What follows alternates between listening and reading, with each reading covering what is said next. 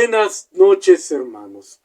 Entre todos los meses del año, el mes de mayo es uno de los más especiales y significativos dentro de nuestro calendario civil, por la fiesta que se celebra dentro de este mes. Las fiestas de homenaje a todas las madres, aquellas mujeres que colaboraron generosamente con Dios para darnos la vida en este mundo. El mes de mayo está íntimamente relacionado con esta festividad desde el mismo nombre de este mes, ya que proviene del nombre de Maya, una divinidad de la mitología romana, madre de Mercurio, el dios de los comerciantes y de los viajeros, y una de las tantas esposas o amantes del dios Júpiter. Esta diosa es la que le da nombre a nuestro famoso mes de mayo, ya que es en este mes en el que se acostumbraba a celebrar las fiestas en homenaje a esta divinidad muy famosa entre los romanos. Además de eso, como ustedes bien saben, el 13 también de este mes se celebra la aparición de la Virgen de Fátima a los 3 niños pastores, a Francisco, Jacinta y Lucía, aquellos niños que en Portugal tuvieron la gracia de Dios de poder tener un conjunto de visiones en que la Madre de Dios se les presenta para hacerles unas cuantas peticiones, unas solicitudes. También, hermanos, es famosa la fiesta, por supuesto, porque celebramos el Día de las Madres. En algunos países se celebra el segundo domingo de mayo y otros más bien el primer domingo de este mes. Y en el Perú, también por más se celebra la fiesta de María Andrea Parado de Bellido, el 11 de mayo, heroína de la Guerra de la Independencia, que mientras sus hijos peleaban en el ejército de don José de San Martín, el Libertador, ella ayudaba y colaboraba llevando misivas, cartas entre los rebeldes de la capital y el ejército del generalísimo. Fue descubierta y fusilada por las fuerzas españolas. Todo este mes, como verán, hermanos, está asignado por las madres, por la fiesta a aquellas mujeres, pues que muy merecidamente merecen no solamente un día o un mes, sino que les rindamos un sincero homenaje todo el año. Pero, por supuesto, escogemos el mes de mayo para hacerlo de manera muy especial. Pero yo quisiera hoy día, si les parece bien, hablarles acerca de unas mujeres muy especiales, aquellas que fueron madres en la Biblia y que cada una de ellas de alguna manera nos han dejado ejemplo de ciertos aspectos de la maternidad que vale la pena resaltar el día de hoy. En primer lugar, tenemos a la madre que, según el relato bíblico, es la procreadora de todo el género humano, Eva. Eva, hermanos, fue la primera mujer, según el relato bíblico, en ser creada. Salió de la costilla de Adán en un día en que Dios hizo caer un profundo sueño sobre nuestro primer padre y con la costilla de él creó a Eva. Los rabinos judíos tienen una hermosa tradición que está registrada en el Midrash. Dicen que Eva no fue formada de un hueso de la cabeza, porque su papel no es ser cabeza del hogar, o mejor dicho, la superior al varón. Tampoco fue hecha de un hueso del pie, porque su papel en la familia no es ser inferior al padre. Fue hecha de una costilla, del costado, porque su papel en la familia es exactamente igual al del papá. Y entre los dos tienen la grave responsabilidad dada por Dios de sacar adelante a la familia. Eva, hermanos, tuvo que pasar por un sufrimiento que a veces nosotros no nos detenemos a revisar demasiado. Tuvo que sufrir el enfrentamiento de sus 2 hijos y ver cómo uno de ellos, Caín, asesinó a su hijo menor, a Abel. Eva se convertirá así en la imagen de todas aquellas madres que sufren por el enfrentamiento de sus hijos y que tienen muchas veces que sufrir en silencio viendo cómo algunos de sus hijos maltratan, dañan y perjudican de todas las maneras posibles a sus hermanos. Luego de Eva, hermanos, tenemos la historia de Sara, la esposa del patriarca Abraham, primer antepasado del pueblo de Israel y padre espiritual de todos los cristianos. Sara fue madre ya muy en la ancianidad. Según el relato bíblico, Abraham tenía 99 años de edad cuando nació Isaac, y Sara obviamente tendría una edad cercana a él, tal vez 95 o 90 en todo caso, según los relatos bíblicos. Sara es la imagen, hermanos, de aquellas mujeres pues que tienen hijos ya entrada la tercera edad. ¿Cuántas veces vemos nosotros en muchas mujeres que cuando ya les llega la edad de la menopausia y nosotros pensamos que ya empieza a caer sobre ellas la tercera edad, resulta que nos dan con la sorpresa de un nuevo niño? Sara es la imagen de todas ellas. Y así como Sara tuvo que luchar por sacar adelante ese hijo al que no llegó a ver ya crecido y realizado, porque falleció antes de que Isaac pudiera contraer matrimonio y tener sus propios hijos, pues ella hizo todo lo posible para darle felicidad a su hijo hasta el último día de su vida. Igual como muchas mujeres en nuestras familias, en nuestras sociedades, que tienen a sus hijos a veces a avanzada edad, pero no se amilanan, no se acobardan, no se dan por vencidas, luchan por sacar adelante a sus hijos, no importa si no podrán llegar a verlos totalmente realizados. Hasta el último día de su vida tratarán siempre de cuidar de sus hijos y de darles el mejor futuro posible. Otra madre que también merece mención, hermanos, es Rebeca, la esposa de Isaac. Según los relatos bíblicos, ella tuvo mellizos, a Esaú, que nació primero, y a Jacob, que salió segundo, según el relato, agarrado del talón de su hermano Esaú. De ahí viene precisamente el nombre de Jacob, de Jacob, que está relacionado con Jaqueb, que significa talón en hebreo. La madre de estos dos muchachos, Rebeca, siempre se paraba, por así decirlo, y apoyaba al que veía más débil de ellos, a Jacob. Según los relatos bíblicos, Esaú era cazador y el favorito de su padre, porque Esaú era un hombre fuerte, velludo, musculoso, más o menos como yo, y al mismo tiempo, pues era cazador y podía proveer a la familia muy bien de las piezas que cazaba. Jacob era todo lo contrario. Era un muchacho de su casa, era un chico casero que acostumbraba a cuidar del ganado en los rebaños dentro de la misma casa y que se dedicaba mucho a la vida de la familia. Por lo tanto, era mucho más débil que su hermano. A él es a quien apoyaba más Rebeca. Rebeca llegó incluso en un momento dado a engañar a su propio hijo Esaú para permitir que Jacob tuviera la bendición que estaba reservada al hijo mayor y así Jacob pudiera recibir esa bendición por parte de Isaac.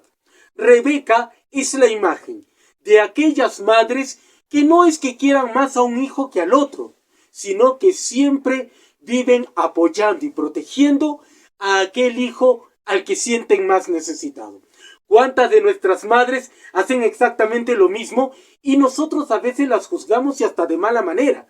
Porque vemos que prefieren a veces a un hijo más que al otro y no nos damos cuenta que todas las madres aman por igual a sus hijos.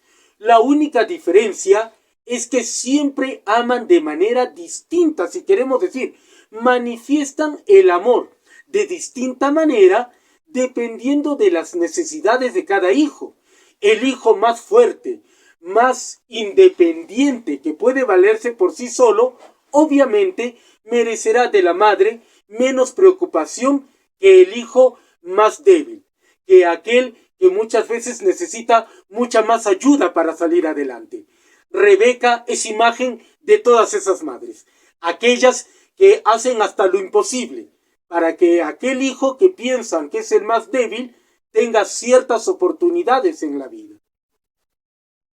Otra madre, hermanos, que también merece mencionarse es la mamá de Moisés. Cuenta el relato bíblico, esto ya en el libro del Éxodo, las otras madres estaban en el Génesis. En el libro del Éxodo se cuenta que en el tiempo en el que nació Moisés, el faraón de aquel tiempo había ordenado una matanza de todos los niños varones recién nacidos de Israel, por miedo a que se le fueran a sublevar en algún momento y a ponerse del lado de los enemigos del imperio egipcio y atacarlos en el momento menos pensado. Entonces el faraón había dado orden de matar, arrojar al río Nilo a todos aquellos niños que nacieran varones y dejar con vida solo a las mujeres. La madre de Moisés, dice el relato, cuando lo vio nacer, pues se enamoró de su hijo, como cualquier mamá, y no soportó la idea de tener que entregarlo a la muerte. Lo mantuvo escondido durante todo el tiempo que pudo, pero cuando ya no le fue posible, puso a su hijo, lo depositó en una canasta, de las que nosotros llamamos Moisés, esas cunitas para los bebés, algo parecido. Lo puso en una canasta que antes había impermeabilizado con betún, dice, lo había puesto una tapita y lo soltó a las aguas del Nilo para ver qué ocurría con el niño. Y este niño, por gracia de Dios, fue a parar a las manos de la princesa de Egipto, que lo adoptó como hijo suyo. La madre de Moisés, hermanos, es imagen de todas aquellas madres que hoy en nuestros tiempos abundan, que se tienen a veces que desprender con mucho dolor de sus propios hijos, para que ellos tengan más oportunidades en esta vida. Hoy en día, hermanos, en los que vemos, por ejemplo, en África del Norte, cuántas madres con el dolor de su corazón se tienen que desprender de sus hijos para que crucen el Mediterráneo, para que lleguen hacia las partes de Europa, y muchos de esos chicos a veces fallecen en el trayecto, pero las madres con todo el dolor están dispuestas a deshacerse de sus hijos, a desprenderse de ellos, para que puedan tener una mejor oportunidad de vida de la que ellas tienen en su país natal. Lo mismo ocurre en los países de Latinoamérica. ¿Cuántas madres con el dolor de su alma ven partir a sus hijos hacia tierras como Estados Unidos, Europa, Asia, para que sus hijos puedan vivir mucho mejor de lo que ellas tal vez podrían darles una vida allá en su propia tierra? La madre de Moisés, hermanos, es imagen de todas ellas. Es imagen de aquellas madres dispuestas a incluso permitir que sus hijos crezcan lejos de ellas para que tengan mejores oportunidades y calidad de vida. Y ya terminando, hermanos, con el Antiguo Testamento, nos falta una madre muy ejemplar, la madre de 7 hermanos, cuya historia aparece relatada en el segundo libro de los Macabeos. Cuentan que durante las persecuciones de Antíoco Epífanes, es decir, el rey griego que quería imponer la cultura griega en los judíos, en el pueblo de Israel, y que había dado como orden que comieran todos carne de cerdo, algo prohibido por la ley judía, esta madre fue apresada con sus 7 hijos. Y cada uno de los hijos fue, mientras iban rechazando comer carne de cerdo, torturado y muerto ante los ojos de su propia madre. Esta madre, en lugar de darse por vencida y con todo el dolor de su corazón, iba alentando a cada hijo suyo para que aceptara con valor la muerte por amor a la ley de Dios. Y allí, hermanos, en este relato encontramos también algo muy interesante. La primera vez en la que en los textos bíblicos se menciona ya la idea de la resurrección como una realidad tangible y esperada por el pueblo de Israel. Esta madre se convertirá entonces en el símbolo, en la imagen de todas aquellas mujeres que pierden a sus hijos producto del abuso, de la opresión, de los gobiernos dictatoriales, que no les importa los dolores que puedan causar en la población. Están dispuestos a acabar con familias enteras con tal de hacer realidad sus caprichos, sus deseos. La madre de estos 7 hermanos, que se convertirá en uno de los principales mártires del pueblo de Israel en el Antiguo Testamento, es imagen de todas esas mujeres, aquellas que cada año tienen que llorar cuando recuerdan en su propio Día de la Madre a aquellos hijos que les fueron arrancados por la violencia, no solo de delincuentes, a veces también de las autoridades, que son quienes más debieron respetarlos y protegerlos. Ahora, hermanos, entraremos de lleno al Nuevo Testamento. El Nuevo Testamento tiene entre las madres que considera la de los Zebedeo, las madres de distintos personajes bíblicos que aparecen en los evangelios y en las cartas de San Pablo, a 2 mujeres muy especiales. La primera que aparece en el evangelio según San Lucas es la madre de San Juan el Bautista, Santa Isabel, que lo tuvo, al igual que Sara, ya entrada en la vejez, según el relato bíblico. Y esta madre, Santa Isabel, es la imagen de todas aquellas mujeres que tienen que desprenderse de sus hijos cuando Dios los elige para que cojan el camino del servicio al Señor y a la iglesia.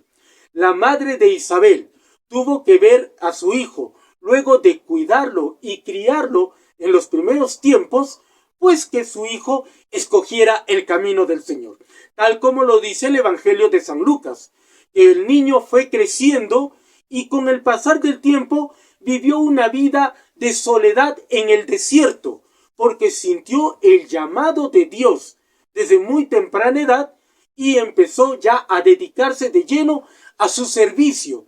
Eso hizo que Isabel, una mujer contenta de haber tenido un hijo ya en la vejez, tuviera también que pasar por la prueba de vida de verlo partir, para servir a Dios, para servir a aquellos a quienes tenía que entregar el mensaje por parte de nuestro Señor.